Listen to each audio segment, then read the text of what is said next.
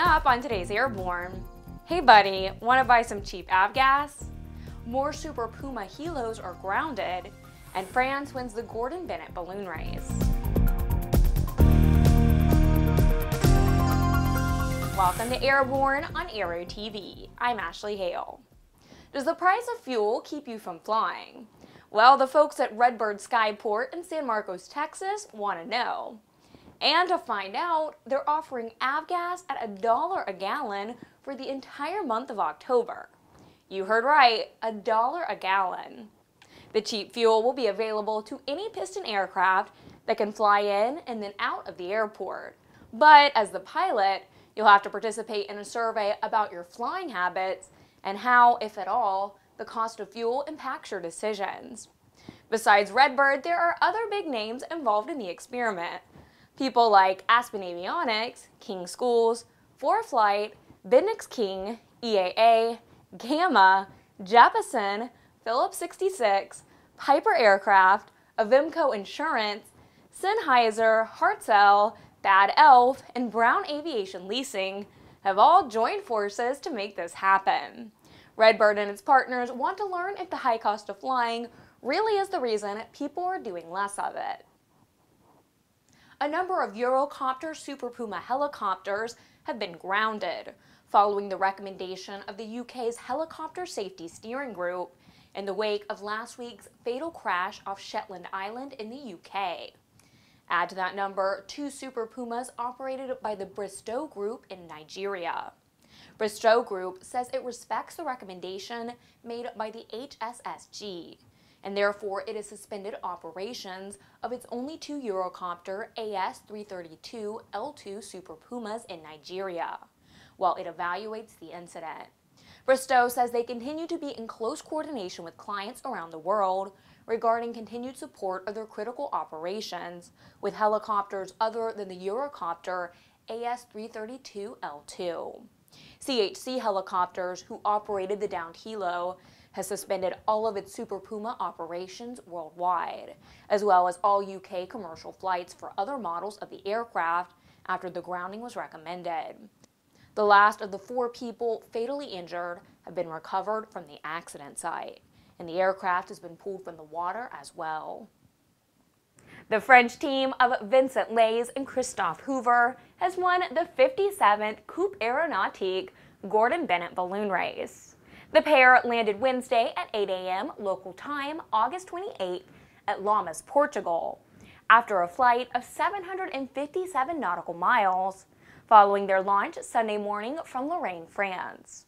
The win is Leÿs' 8th and places him atop the list of all-time winners of the event, first flown in 1906. This is also France's 3rd consecutive win in the historic long-distance gas balloon race, meaning they will get to retire the trophy, the 2nd time France has won that honor. The official distance is still subject to the validation of the event director. The FAA has denied experienced wingsuit flyer Alexander Poli's request to make a 3-minute flight over the city of St. Louis to promote a new mobile app that in turn promotes St. Louis nightlife. Poli had gained YouTube fame for a video in which he flies through a small hole in a rock formation in Spain. It has over 10 million views. Poli planned to exit an airplane wearing a wingsuit at about 4,000 feet near Busch Stadium in St. Louis about an hour before the Cardinals and Atlanta Braves game last Friday. But the FAA said no, citing safety concerns. The mayor's office had previously said Poli could not jump directly over the stadium, which is covered by a TFR during games and other events.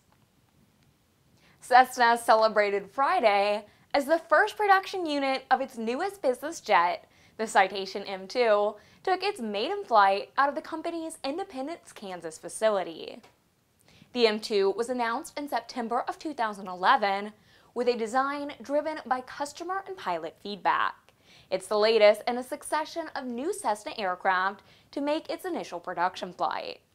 The Citation M2 is designed to carry up to 6 passengers on a 1,300 nautical mile flight.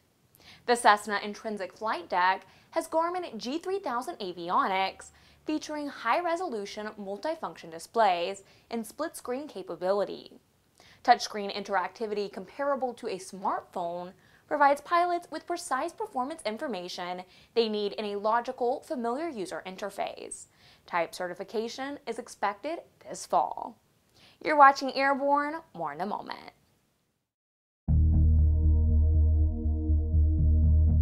Since the early days of powered flight, pilots have struggled with landing in crosswinds and learning proper crosswind landing techniques. Even today, most crosswind landing skills are learned through trial and error, sometimes with disastrous results. Believe it or not, the most common contributing factor in weather-related accidents each year is crosswinds. The second most common factor is wind gusts. In fact, crosswinds and wind gusts cause more landing accidents than fog, thunderstorms, and icing combined. That's where the Redbird X-Wind SE comes in. It teaches pilots the proper techniques to meet and beat these top two causes of weather-related landing accidents. By placing pilots in gusty crosswind conditions for extended periods of time, the X-Wind SE gives instructors all the time they need to teach the pilot the proper techniques for landing in challenging crosswind conditions. For more information on Redbird flight simulations, the Redbird X-Wind SE, and Redbird's entire line of flight training devices, visit www.redbirdflightsimulations.com. Welcome back. If you'd like to suggest a story for Airborne, Aero-TV, our website, or our podcast, drop us an email to news-by@aero-news.net. Effective immediately, graduates from the University of North Dakota John D. Odegaard School of Aerospace Sciences will be able to be hired by the nation's airlines with less flight time than required by a new FAA rule. The school said in a news release that it's the first in the nation to receive this special authorization as part of a process outlined in a new FAA rule. In response to the Colgan Airline accident in 2009, Congress passed a public law which stipulated that all airline pilots must hold an airline transport pilot certificate. Since that time, the FAA has been busy adopting new rules and regulations describing exactly how the certificate can be obtained. University-trained pilots must have 1,500 hours to earn the ATP, but an exemption allows for only 1,000 hours so long as those graduates completed approved rigorous academic training. UND is the first to qualify under this rule. Pan Am International Flight Academy and Pan Am Holdings Incorporated has been purchased by ANA Holdings, the parent company of All Nippon Airways Company Limited, one of the leading airlines in the world. Former owner American Capital Limited sold Pan Am in an agreement reached last week. Company officials in a news release said that the combination of Pan Am and All Nippon Airways makes for a strong partnership and positions the new entity to meet the increasing demand for trained pilots worldwide. Pan Am is one of the world's largest independent providers of flight simulation and aviation training services, and has the second largest number of flight simulators used for training. All Nippon Airways plans to expand Pan Am into Asia, since air travel is expected to double within the next 30 years, and with much of that growth occurring in Asia. Two Midwestern journalism schools have had their wings clipped by the FAA. The University of Missouri-Columbia and the University of Nebraska-Lincoln have both been told by the FAA that they can no longer use their small UAVs for electronic news gathering. The two schools have been flying their aircraft to get aerial photos and video footage of news scenes that were otherwise difficult to access. The FAA says both schools need to keep the aircraft indoors and ordered them to stop flying the aircraft outside, according to the Associated Press. Who knew NASA would be getting into the music video business? Look out, MTV. First, it was Canadian astronaut Chris Hadfield and his Space Oddity, and now comes a NASA tribute to Apollo 11 commander Neil Armstrong, the first human to set foot on another world. Redbeat Records recording artist and Grammy nominee Eric Brace, with some video assistance from NASA, honors Armstrong with an original composition, Tranquility Base. It was originally written to commemorate the 40th anniversary of Apollo 11 in 2009. A more recent passing left the GA world pondering its history when we lost EAA founder Paul Poberezny. ANN's CEO and editor-in-chief has been pondering Paul's legacy. Here's this week's Barnstorming.